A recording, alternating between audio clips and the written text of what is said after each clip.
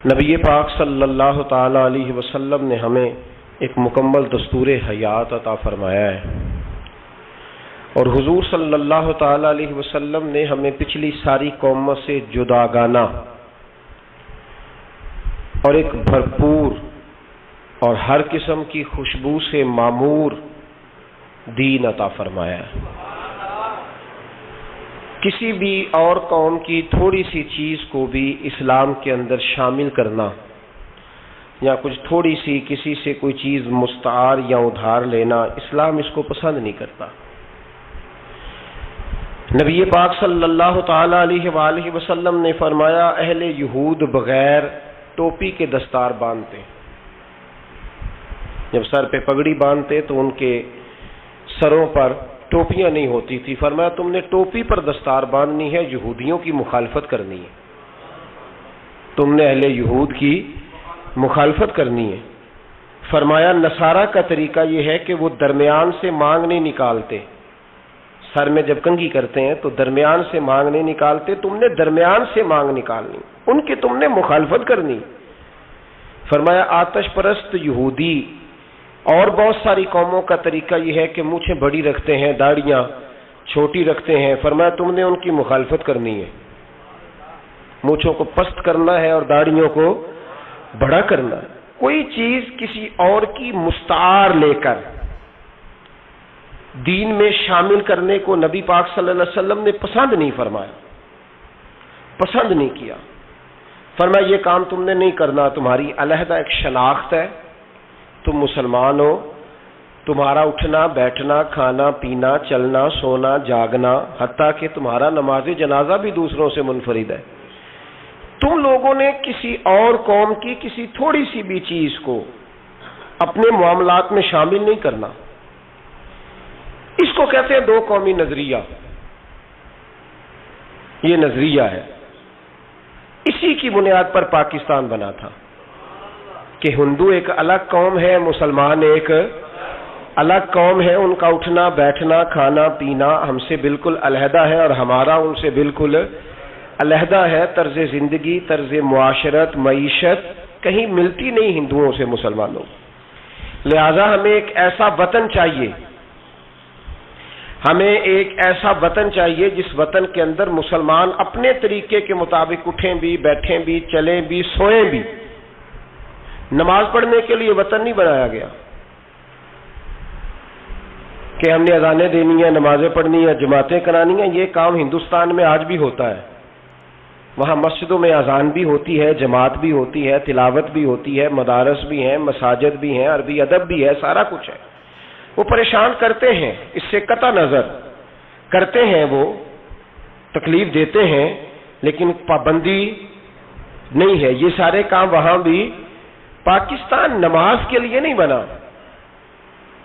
پاکستان تلاوت کے لیے فقط نہیں بنا، پاکستان نبی پاک کے نظام کے لیے بنا ہے کہ کچہری میں حضور کا دین نافذ کیا جائے گا، اسمبلی میں نبی پاک کا دین نافذ کیا جائے گا۔ حضرت عمر فاروق رضی اللہ تعالیٰ عنہ کے طریقوں کے مطابق حکمران اس ملک کو چلائیں گے، اس لیے پاکستان بنایا گیا تھا۔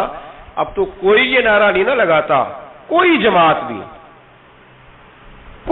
بھی یہ نعرہ نہیں لگاتی جتنی سیاسی جماعتیں ہیں۔ حالانکہ پاکستان کا نعرہ آج بھی ہر آدمی کو پتہ ہے کہ پاکستان کا مطلب کیا، لا الہ الا اللہ محمد رسول اللہ صلی اللہ تعالی علیہ۔ لیکن کوئی بھی سیاسی جماعت اب اس نعرے کو لگانے کو تیار، بلکہ اس نعرے سے کانپتے ہیں سیاسی حکمران، ان کو ڈر آتا ہے، ان کو پتا ہے کہ جب پاکستان کا ترجمہ لا الہ الا اللہ محمد رسول اللہ ہوگا تو سب سے پہلے ہمارے لیے مشکل بنے گی، ہمیں سب سے پہلے احتساب کے کڑے مراحل سے گزرنا پڑے گا۔ دیکھیں نا، جمہوریت کے لیے اگر پاکستان بنا تھا تو جمہوریت تو میں ہمیشہ کہتا ہوں ہندوستان کی جمہوریت آج بھی پاکستان سے بڑی مستحکم ہے، ایک دفعہ بھی وہاں ڈکٹیٹر کی حکومت نہیں آئی۔ تو یہ جو ہمیں بتایا جاتا ہے، سبق پڑھایا جاتا ہے، ہماری نوجوان نسل آج تک ہر آدمی آتا ہے، میں نے کافی پہلے بھی کہا تھا کہ لوگ ہمیں نئے نئے نکات دیتے ہیں، کوئی 10 نکات دیتا ہے، کوئی 14 نکات دیتا ہے، کوئی 16 نکات دیتا ہے۔ ہمیں ضرورت نہیں تمہارے نکات کی، اس لیے کہ ہمیں سارے نقطے خطبہ حجت الوداع پہ نبی پاک نے عطا فرما دیے ہیں صلی اللہ تعالی علیہ وسلم، کسی نقطے کی ضرورت نہیں ہے۔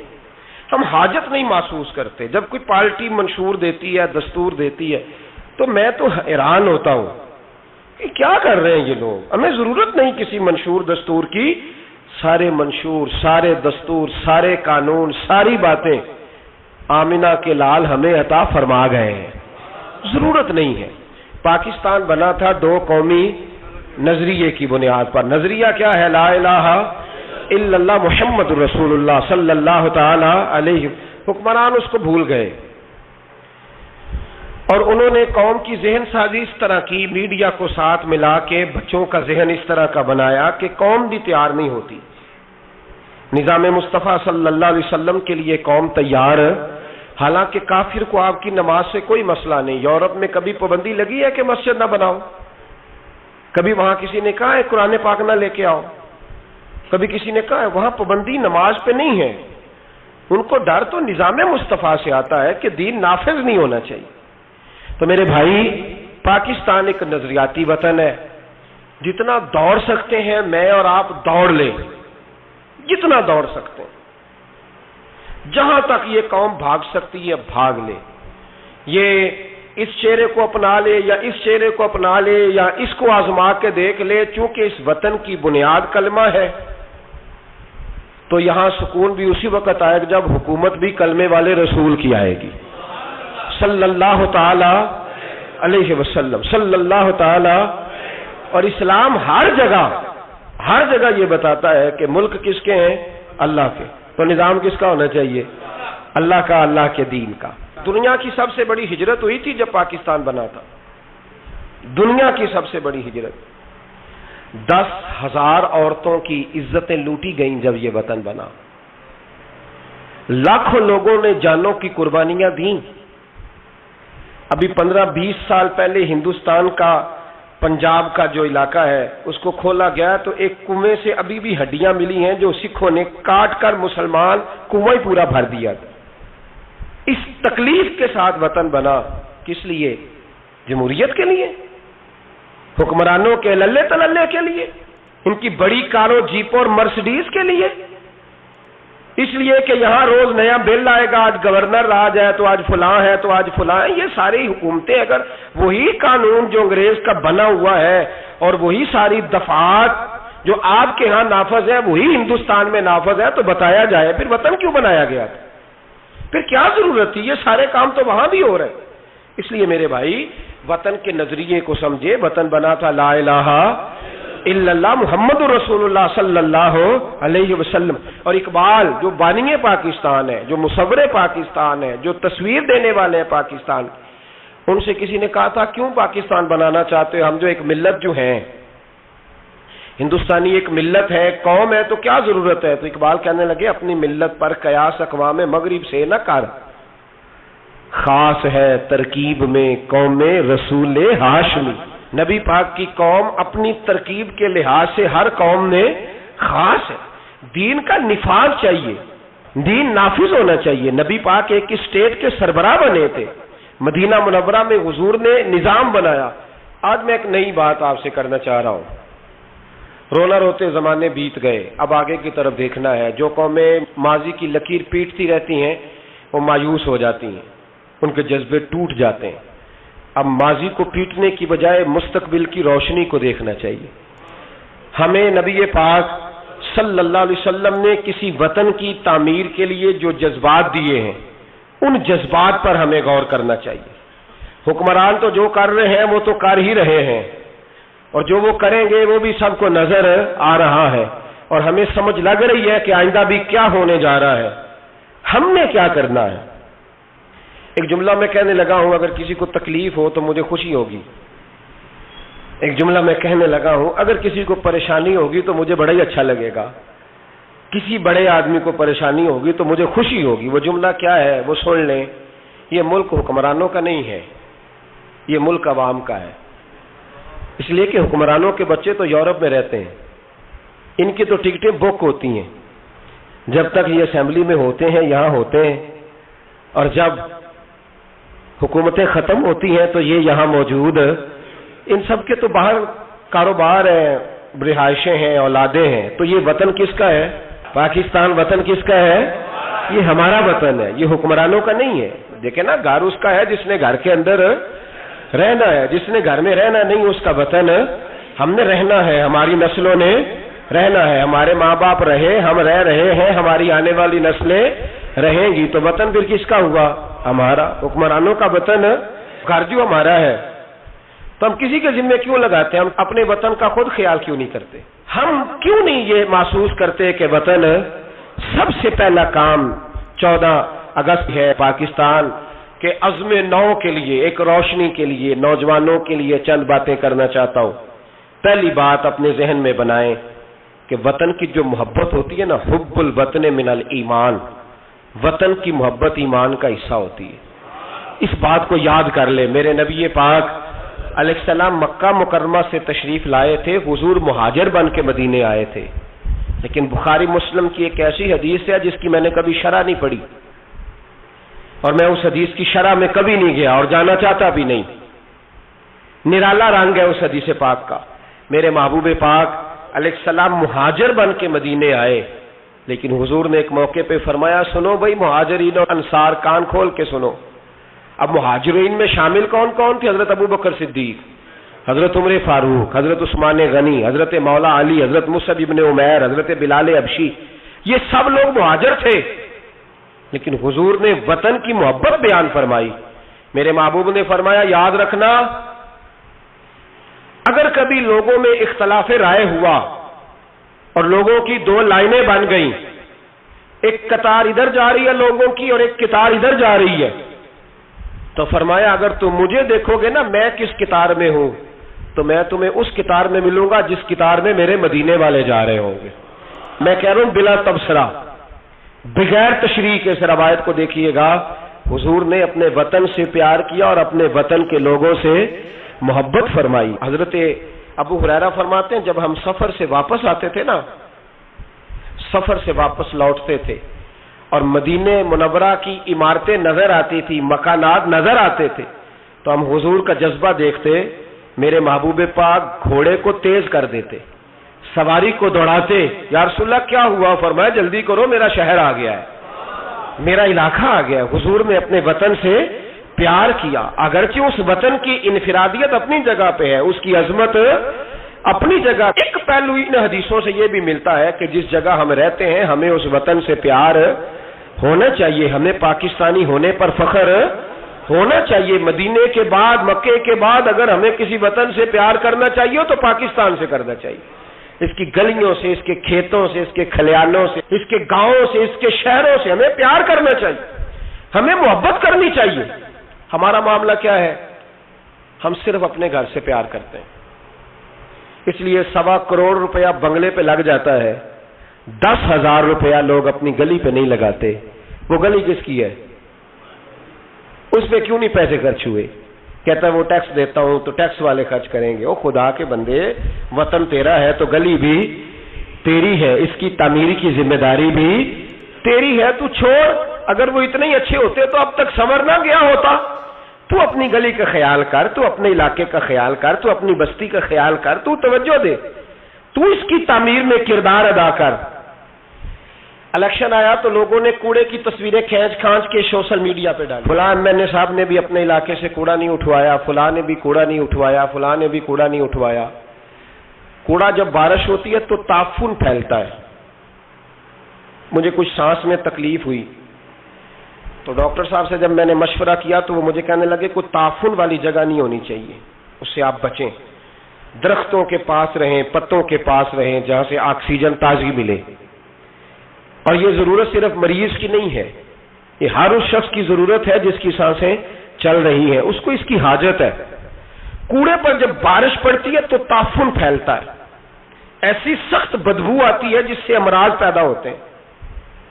حکمران نے کوڑا نہیں اٹھایا، بلدیہ کے لوگوں نے ذمہ داری محسوس نہیں کی، ایم صاحب کے حلقے میں ڈھیر لگے ہوئے کوڑے کے، لیکن ایک سوال ہے، پوچھنے کی اجازت ہونی چاہیے۔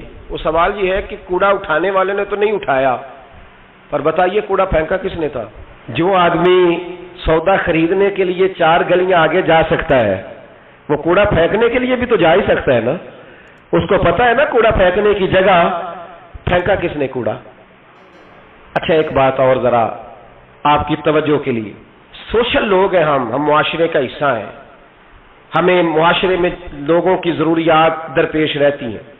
سوشل لائف میں اگر آپ تھوڑا سا آگے بڑھیں نا، آپ کے گھر میں جو بیٹی کا رشتہ دیکھنے آتا ہے نا، وہ جن چیزوں پر کمنٹس کرتا ہے نا، ان میں ایک چیز یہ بھی ہوتی ہے، وہ لوگ کہتے ہیں بھائی آپ کا گھر بھی اچھا ہے، آپ لوگ بھی اچھے ہیں، لیکن جس علاقے میں آپ رہ رہے ہیں نا، وہ علاقہ صاف ستھرا نہیں ہے، وہ علاقہ اچھا نہیں ہے، وہ اس چوک میں بھی کوڑا پڑا ہے، پچھلے چوک میں بھی کوڑا پڑا ہے۔ تو یہ جو گلیوں میں کوڑا پڑا ہوتا ہے نا، یہ اس مقامی لوگوں کی تہذیب کی عکاسی کرتا ہے۔ آپ اس پہلو پر یہ میں اپیل کر رہا ہوں، میں گزارش کر رہا ہوں، میرے بزرگ میرے دوست ناراض نہ ہو، میری بات پر توجہ دیں۔ اب سنیں میرے نبی پاک صلی اللہ علیہ وسلم نے ہمیں تربیت کیا دی۔ حضور علیہ السلام فرماتے ہیں، امام رازی نے تفسیر کبیر میں حدیث لکھی ہے، محبوب فرماتے ہیں قیامت کے دن اللہ تبارک و تعالی ایک گناہگار کے بارے میں جنت کا فیصلہ فرما دے گا۔ وہ گناہگار بڑا تھا، بڑا مجرم تھا، بڑا بندے کو پتا ہوتا ہے نا اپنا کہ وہ کتنا گناہ، وہ گناہگار نہ رب کے کرم پر رو پڑے گا، اپنے رب کی عطا پر شرمندہ ہو کے روئے گا اور ہاتھ باندھ کے عرض کرے گا مولا میں تو جانتا ہوں میں کیا ہوں، ایسی کون سی میری نیکی تھی کہ تو نے مجھے بخش دیا۔ وہ خود شرمندہ ہو کے تڑپ کے بولتا ہے، تڑپ کے، میری اجرت میری محنت سے زیادہ کیوں ہے، میرے محسن تیرے احسان سے ڈر لگتا ہے۔ تو وہ خود بول پڑا، کہنے لگا مولا مہربانی فرما مجھے بتا یہ میرے اوپر کرم کیسے ہوا، میں تو اس قابل نہیں تھا۔ تو میرے محبوب پاک علیہ السلام فرمانے لگے، رب کریم اس سے فرمائے گا ایک دن رات کو نہ تو اپنی گلی سے گزر رہا تھا، دیکھنے والا کوئی نہیں تھا جو تیری تصویر کھینچ کے سوشل میڈیا پہ ڈالتا، کوئی اخباری نمائندہ نہیں تھا جو فٹافٹ اخبار میں خبر دیتا، کوئی لوگ نعرے لگا، تو اکیلا تھا، رات بھی تھی اندھیرا بھی تھا، گلی سے گزرتے ہوئے تیرے پیر سے کروڑا ٹکرایا تھا،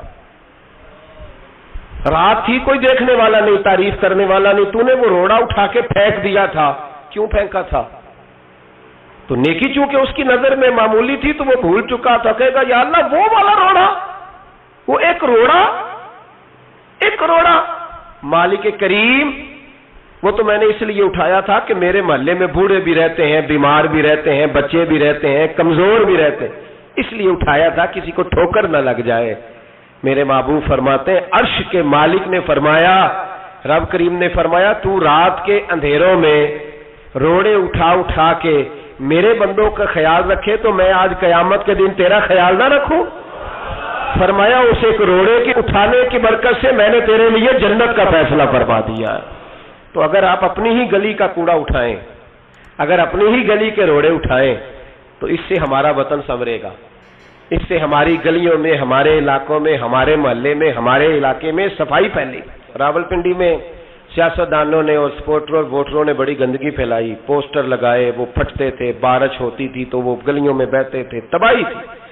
تو اخبار پہ سارا وہ ان بچوں کا وہ طریقہ آیا، انہوں نے کیا کیا کہ 15-20 بچوں نے مل کے پروگرام بنایا کہ گانے ڈالنے والے تو ڈال کے چلے گئے، میں نے شروع میں کہا ان کا تو وطن ہی نہیں، تو انہوں نے کہا کہ محلہ تو ہمارا ہے نا، اس گلی سے گزرنا تو ہم نے، تو ہم کیوں امید رکھتے ہیں کہ وہ جیتنے والا آئے گا یا ہارنے والا آئے گا اور وہی اٹھائے گا، گلی ہماری، محلہ۔ 15-20 پڑھے لکھے نوجوان، یہ تعلیم یافتہ طبقہ ہوتا ہے۔ تعلیم یافتہ طبقہ وہ نہیں ہوتا کہ لمبے بال رکھ کے تو گلی کے کونے پہ کھڑے ہو کے کہے یہ سارا محلہ جاہلوں کا ہے، دیکھو روڑی لگائی، یہ تعلیم نہیں، یہ جہالت ہے۔ تعلیم یافتہ وہ ہوتا ہے جو آگے بڑھ کے دابڑا لے کر، کئی اٹھا کر، کدال پکڑ کر وہ کوڑا اٹھائے، وہ تعلیم یافتہ بندہ ہوتا ہے جو وطن کی تعمیر میں اپنا حصہ ڈالے۔ ان نوجوانوں نے کام کیا، اسی وطن کے رہنے والے، اسی وطن کے باسی، وہ کہتے ہیں ہم 15 نکلے تھے، پھر سارا وطن اٹھا اور ڈھیروں اور ہزاروں علاقوں کے لوگوں نے ان کی تقلید کی۔ تو پہلا کام یہ کریں کہ وطن سے پیار کریں، دوسرا کام یہ کریں کہ اس کی صفائی میں اپنا حصہ ڈالیں۔ ہم کیوں انتظار کرتے ہیں کوئی گرانٹ آئے گی؟ میری ذاتی رائے یہ ہے، میری ذاتی رائے کہ جتنے گلی میں مکان ہوتے ہیں نا، سب کے گھروں کے اندر سہولیات ہوتی ہیں، وہ سارے اگر ملیں تو میرا خیال ہے ان کی اپنی گلی کا نظام صحیح ہو ہی سکتا ہے۔ تو آؤ مل کے اس وطن کو سنوارنے کی کوشش کریں، اس کی گلیوں پہ محنت کریں، اس کے کھیتوں پہ محنت کریں۔ اور تیسری بات، اس وطن کو سرسبز و شاداب بنائیں۔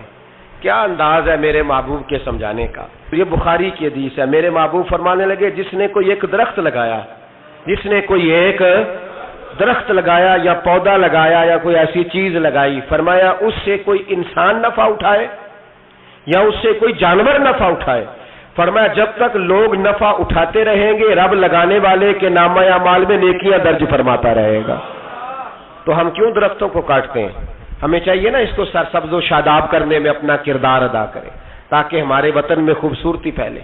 ایک مرض بڑی تیزی سے پھیل رہا ہے، ہیپاٹائٹس سی کا مرض ملک میں بڑی تیزی سے پھیل رہا ہے، بڑی تیزی سے جگر کام کرنا چھوڑ جاتا ہے، معدے کی بیماریاں بڑھتی ہیں، پیٹ کے درجنوں امراض ہیں، پیٹ میں پانی پڑ جاتا ہے۔ ہمارے ایک ملک میں تو ڈائلسس کا نظام بڑا مردہ ہے، اللہ خیر کرے، محکمہ صحت پر اتنا بوجھ ہے لوگوں کا، لیکن لوگ ڈیوٹی نہیں کرتے، کام ہی نہیں کرتے، غصہ ہی بڑا آتا ہے ڈاکٹر حضرات کو، اللہ ماشاءاللہ مریض تکلیف سے کرا رہا ہے لیکن وہ کہہ رہا ہے اب ٹھیک ہے، سرکاری نوکری اسی طرح کی ہوتی ہے، موج کرنی چاہیے، خیر صلاح۔ بڑی تیزی سے مرض پھیل رہا ہے اور لوگ کمزور ہو رہے ہیں، بڑی مجبوری ہے، لوگ رو رہے ہیں، تڑپ رہے ہیں، اور یہ دکھ وہی سمجھ سکتا ہے جس کا گھر میں کوئی بیمار ہوتا ہے۔ آؤ نا اس وطن کے لیے کچھ کریں، کوئی ہمت کرے، کوئی جدوجہد کرے، کوئی کوشش کرے، آؤ کچھ کرے اس کے لیے۔ کیا کرے؟ اس ہیپاٹائٹس سی کی بیماری سے لڑنے کا سب سے پہلا حل ڈاکٹر یہ بتاتے ہیں کہ پانی اگر لوگ صاف پینے لگ جائے، اگر پانی صاف ملنے لگ جائے تو ان بیماریوں میں 90% کنٹرول ہو سکتا ہے۔ یار صرف صاف پانی، لیبارٹری کے ٹیسٹ کے مطابق جو بڑا مہنگا بور بھی ہے وہ بھی ₹1,00,000 سے نیچے ہے۔ ایک گلی میں اگر ایک بور ہو جائے ایسا جس کا پانی زبردست ہو، تو کتنے لوگ ہیں جو بچیں گے؟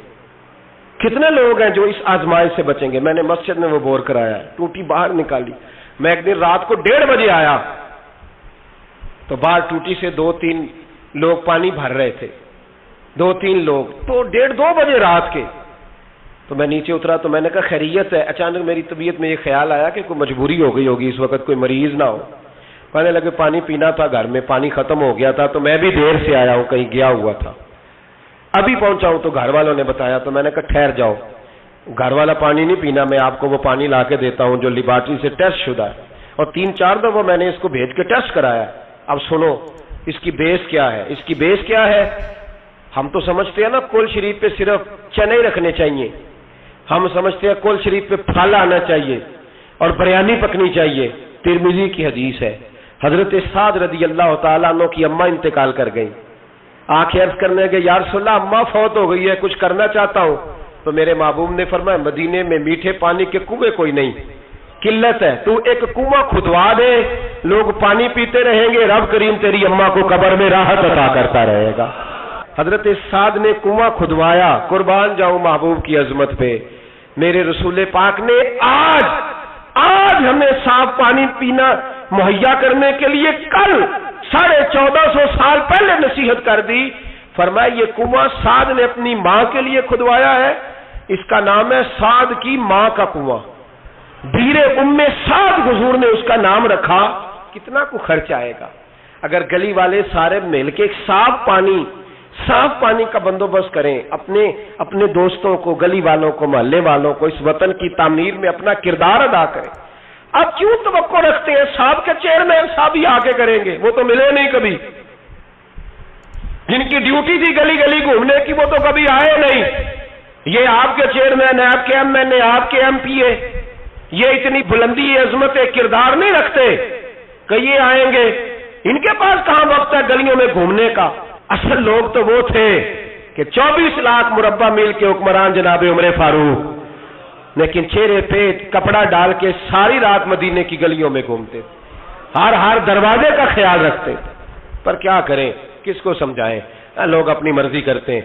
آج میں عزم نو کی بات کر رہا ہوں، میں پاکستان کی تعمیر کی بات کر رہا ہوں۔ پہلی بات یہ کہ اس سے پیار کریں، دوسری بات یہ اس کی صفائی کریں، تیسری بات یہ یہاں درخت لگائیں، شجرکاری کریں، اس کو سرسبز کریں، چوتھی بات یہ کہ دیکھیں ہم کتنا کردار ادا کر سکتے ہیں، کسی کو کم از کم صاف پانی مہیا کر دیں۔ دیکھیں نا میرے نبی پاک علیہ الصلوۃ والسلام نے اعلان فرمایا، ایک یہودی کا قبضہ تھا میٹھے پانی کے کنویں پر، تو رسول پاک علیہ الصلوۃ والسلام نے فرمایا یہودی کا قبضہ ہے، مسلمانوں کو پینے کے لیے پانی نہیں دیتا۔ کیا خوبصورت اعلان ہے، پانی نماز کی بات نہیں ہو رہی، روزے کی بات نہیں ہو رہی، حج کی بات نہیں ہو رہی، پانی کی بات ہو رہی، پینے کے پانی کی۔ کتنا بڑا اعلان ہے، لوگوں نے دین کو محدود کر دیا ہے کہ با مسجد کے اندر آ کے نماز پڑھنا ہی خالی مذہب ہے، روزہ رکھنا ہی خالی مذہب ہے۔ میرے محبوب پاک علیہ السلام نے کیا ارشاد فرمایا؟ حضور نے فرمایا یہودی کا قبضہ ہے، لوگوں کو پینے کے لیے صاف پانی نہیں دیتا، میٹھا پانی نہیں دیتا، منبر پر مسجد نبوی پر اعلان کر رہا ہوں۔ حضور فرمانے لگے جو اس سے کنواں خرید کر وقف کرے گا یہ میرے ہاتھ میں جنت کی ٹکٹ ہے۔ حضور فرمانے لگے مصطفیٰ کا وعدہ ہے پانی کے لیے، یعنی پینے کا پانی، یعنی لوگوں کے حلق سے پانی اترے۔ جاگو جاگو، وطن کے لیے کرو، محنت کرو، آگے بڑھو۔ میرے رسول پاک علیہ السلام نے فرمایا جو میرے مدینے والوں کے لیے پانی کا کنواں وقف کرے گا میں جنت دیتا ہوں۔ حضرت سیدنا عثمان غنی پہنچ گئے، اس کے پاس پہنچے، 6000 یا 7000 دینار کا کنواں تھا۔ اس نے کہا میں ایک دن کے لیے دوں گا، صرف ایک دن میری باری، ایک دن 6-7 ہزار دینار مانگے، حالانکہ کنواں 6-7 ہزار دینار کا کل تھا۔ مسجد کے لیے زمین کی بات نہیں ہو رہی، مدرسے کے لیے زمین کی بات نہیں ہو رہی، کنویں کے لیے پینے کا پانی لوگوں کو مہیا کرنا ہے، عام عوام کو۔ اور اس وقت صرف بات بھی مسلمانوں کی نہیں، یہودی بھی پیئیں گے، دیگر لوگ بھی پانی پیئیں گے۔ میرے نبی پاک علیہ السلام کے غلام نے کہا کنواں دے دے۔ کل کنواں سارا 6-7 ہزار دینار کا تھا۔ کہنے لگا میں نے نہیں دینا۔ جناب عثمان بیٹھ گئے، فرمایا تو بات کر کتنے کا دے گا؟ اس کے منہ سے نکل گیا 40,000 دینار۔ 40,000 دینار۔ مسجد کی زمین نہیں خریدی جا رہی، ادارے نہیں بن رہے، اگرچہ یہ اصل ہے دین کی، خریدنی چاہیے۔ پانی کا کنواں، وطن کی تعمیر۔ جناب عثمان غنی رضی اللہ تعالیٰ عنہ فرمانے لگے تو نے اپنی اوقات کے مطابق پیسے مانگے، ورنہ میں تو 60,000 دینار لے کے آیا تھا، تیری اوقات اتنی تھی، تو یہودی ہے نا، تمہاری اوقات اتنی ہے، انہیں اوقات کے مطابق مانگے، میں 60,000۔ اس نے کہا عثمان سمجھ نہیں آئی، ساری زندگی تجارت کرتے رہے ہو، 40,000 دینار کنویں کے لیے؟ آپ فرمانے لگے تو بے ایمان ہے، تجھے کیا سمجھ آئے گی؟ اگر کسی کو 40,000 کے جنت کی ٹکٹ ملے اور ملے بھی نبی پاک کے دستے مبارک سے، فرمایا یہ ہے ارض جنت، یہ طیبہ کی زمین ہے، جنت بھی یہی، مال کے جنت بھی یہی ہے۔ آؤ پاکستان کی تعمیر کریں، آؤ اس کی گلیوں سے کوڑا اٹھائیں، اس سے پیار کریں، اس سے محبت کریں، یہاں درخت لگائیں، یہاں صاف پانی پینے کے لیے بندوبست کریں۔ اور میرے بھائی، میرا بچہ اگر تعلیم نہیں حاصل کرتا تو ساری انویسٹمنٹ اپنے بچے پر کرنے کی کیا ضرورت ہے؟ آگے بڑھو نا۔ وہ جو چائے والے کھوکے پہ چائے تقسیم کر رہا ہے وہ بھی بڑا لائق ہے، اس کے ابے سے ملاقات کرو، اس کو کہو لا یار میں تیرے بچے کا خرچ اٹھاتا ہوں، اس کو اسکول میں داخل کرا۔ ایک انجینئر ملے گا ملک کو، وہ جو گرمیوں کے موسم میں نا ٹھنڈے پانی کا کولر لے کے بس کے پیچھے بھاگتا ہے نا اور آواز دیتا ہے ایک گلاس پانی کا لے لو، ایک گلاس۔ وہ بڑا ذہین بچہ ہوتا ہے، بڑا ذہین ہوتا ہے، اس کی ماں کو بھی بڑا چاؤ ہوتا ہے یہ افسر بن جائے، اس کے پاس پیسے نہیں ہوتے، وہ غریب کا بچہ ہے۔ اس کو بلاؤ نا، اس کو کہو بیٹے آ۔ کبھی کبھی کسی چوک میں کسی ٹھیلے والی دکان پہ بریک لگتی ہے نا گاڑی کے، تو چھوٹے چھوٹے بچے دوڑ کے آتے ہیں، کہتے ہیں ہماری دکان سے سودا خریدو، ان میں بڑا ٹیلنٹ ہوتا ہے، بڑے ذہین ہوتے ہیں، لیکن نہ یہ امیر کے بچے ہوتے ہیں، نہ پیر کے ہوتے ہیں، نہ وزیر کے ہوتے ہیں، ان پر کوئی انویسٹمنٹ نہیں کرتا۔ آؤ آج ارادہ کریں کہ ہم ضروری تو نہیں کہ میرا بچہ ہی پڑھے، اگر میرا نہیں پڑھتا تو میں کسی کے بچے کو کتابیں خرید کے دے دوں، میں کسی کے بچے پر تھوڑی محنت کروں۔ آؤ میں تمہیں پھر لے چلوں مدینے کی گلی میں، میرے مصطفیٰ کریم صلی اللہ تعالی۔ حضور گزر رہے، دن تھا عید کا، عید کے دن حضور گزر رہے تھے اور نبی پاک نے گود میں امام حسن حسین کو بٹھایا ہے، گھوڑے پہ حضور جا رہے ہیں، رستے میں ایک بچے کو روتے ہوئے دیکھ لیا، میرے محبوب نے گھوڑا روکا، 10,000 سے آبا عیدگاہ میں عید کی نماز کے لیے منتظر تھے، حضور نیچے اترے، بیٹے روتے کیوں ہو؟ تو پھر رو پڑا، کہنے لگا یتیم ہوں، ابا انتقال کر گئے، ہر بچے نے نئے کپڑے پہنے ہیں، محبوبہ چچا اور ماموں نے بھی میری طرف دیکھنا پسند نہیں کیا، رو رہا ہوں۔ 10,000 نمازی انتظار کر رہے، 10,000، اور میرے رسول پاک وطن کے غریب بچوں کا خیال کر رہے ہیں۔ حضور گھوڑے سے اترے، بچے کو ہاتھ لگایا، گھر لے گئے، کہا فاطمہ حسن کا کوئی نیا جوڑا پڑا ہے؟ کوئی نیا جوڑا پڑا ہے؟ بی بی صاحبہ کہنے لگی حضور نیا تو پہلے بھی کوئی نہیں تھا، یہ تھوڑا ٹھیک تھا جو میں نے دھلا کے حسن کو ڈالا ہے، آؤ اگر میرا بچہ نہیں پڑھتا تو کسی کے بچوں پہ توجہ کریں۔ میرے محبوب نے فرمایا فاطمہ اس طرح کر، حسن کو وہی والا دوبارہ ڈال دے جو پہلے ڈالا ہوا تھا، اور حسن کے وجود سے یہ کپڑے اتار، یہ کپڑے اتار، اور اس یتیم کے گلے میں یہ کرتا ڈال۔ حضور کیا ملے گا؟ فرمایا جب یتیم راضی ہوتا ہے تو اللہ بھی بڑا ہی راضی ہوتا ہے۔ اس وطن میں ابھی بھی بڑے بچے ہیں جو اسکولوں سے باہر ہیں، ان کی مجبوری ہے، ان کی اماں نے دوائی کھانی ہے، وہ ابھی بھی کھیل مرونڈا لے کے بیچ رہے ہیں، وہ ابھی بھی غبارے بیچنے نکلے ہوئے ہیں۔ اس وطن میں بڑی غربت ہے، بڑا دکھ ہے، بڑی آزمائش، اس پر بڑی باتیں میرے حاشیہ خیال میں ہیں لیکن وقت نہیں ہے، مجھے آگے بڑھنا ہے۔ پھر اس وطن کے دفاع میں اپنا کردار ادا کرو۔ ایک مولوی صاحب بیچارے سیٹ نہیں جیت سکے تو انہوں نے کہا ہم 14 اگست ہی نہیں منائیں گے۔